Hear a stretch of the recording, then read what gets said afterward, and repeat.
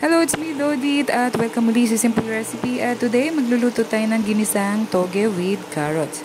At sa isang pan, maglagay tayo ng mantika at ilagay natin yung baboy. Iniwa ko siya ng medyo malilit. Lagyan natin ng asin para ito ay may lasa.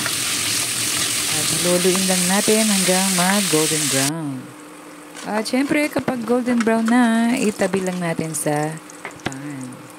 At igisa natin ang bawang. Yung bawang, mga 5 butil. At pagkatapos, ilagay na rin natin ang isang buong onion. Halu-haluin at isama na rin yung baboy.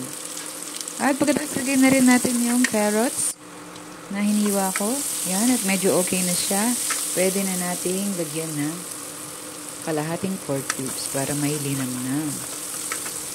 At syempre, kapag okay na, pwede na natin ilagay ang toge. Halu-haluin para ito ay magpantay ang luto. Takpan.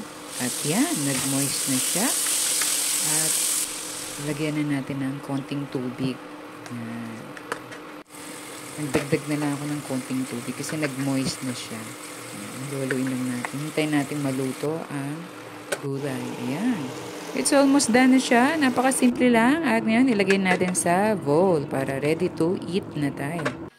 At yan na, ang ginisang toge with carrots. Maraming salamat sa panonood. Ingat lagi at God bless everyone.